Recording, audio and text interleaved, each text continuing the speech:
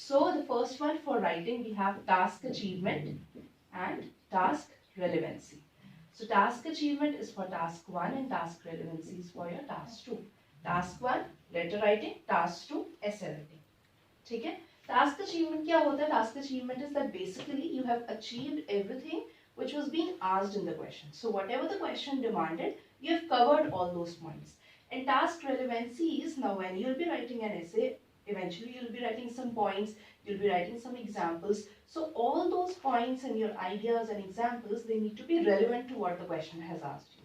Okay, sometimes students end up writing irrelevant points or they start beating around the bush. Now that is something which we have to avoid. We have to stick to the topic and we have to write down our relevant points. Second one we have, so this is for writing, first I'm covering. Second we have cohesion and coherence. So cohesion and coherence is our usage of cohesive devices. Today I'm just giving you a brief overview. In orientation we'll discuss all of them in much more detail. So cohesive devices basically are our connectors. अब क्या होता है, whenever a student has to, let's say we have to combine two identical sentences together. How we'll combine it? And, so, because, and, so, because. This gets very repetitive and then it even, it does not even leave a good impression of your writing skills or of your speaking skills. So, what we do is in cohesion and coherence, we use different cohesive devices. We use different connectors. We have additive connectors, like for example, moreover, furthermore, adding more to it, probing ahead. So we are using these words to connect identical ideas or identical sentences together instead of simply using and, so, because, which sound very immature. Then secondly, we have contradictory connectors. Now contradictory connectors are trying to bring in contradiction between the sentences. So whenever you are trying to combine two opposite ideas or two opposite sentences together, then we use contradictory sentences. जैसे कई बार करते हैं, okay, let's say if I am saying I like eating anything but spicy food, मतलब मुझे सब कुछ खाना पसंद है सिवाय spicy खाने के, ठीक है? अब again, but is a very common keyword of contrast which people end up using. But we have a wide range. We can use however, we can use whereas, we can use although, on the other hand, on the other side, on the flip side.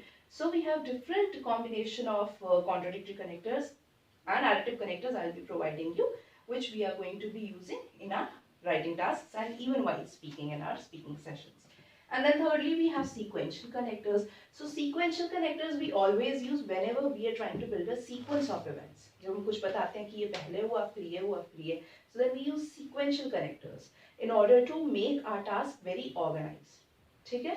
So all of that I will give you the list in the orientation. उसमें हम detail में ये सारा कुछ cover करेंगे. Thirdly, we have grammatical range and accuracy. GRA. ठीक है?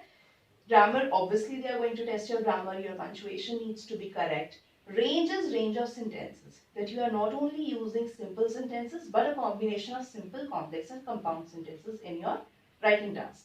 Okay? And then accuracy is how accurately you are framing your sentences, how accurate your sentence formation is, how accurately you are using your grammar and all of that. Okay? And then finally we have lexical resources. Lexical resources are very important. These are going to test your vocabulary. अब lexical resources में क्या होता है? They are seeing that you have enough resources to satiate the question's requirement. You are not repeating your points. You are not repeating your vocabulary. You are not repeating the words. Now let's say अगर मुझे कुछ बताना है, okay, something it made me very happy. I felt very happy. If I keep on saying I was very happy, it made me very happy. I felt very happy. I'm feeling very happy when I think about it. It gets very repetitive and then it is not even leaving a good impression on the listener. So we can use a wide range of other synonyms for happy. We can use ecstatic, exuberant, joyful, jolly, jocular. Okay, so a combination of words we'll be using. Now, I oftentimes recommend students not to use a word more than 3 times. Okay, so maximum thrice we'll use a word in your writing as well as in your speaking.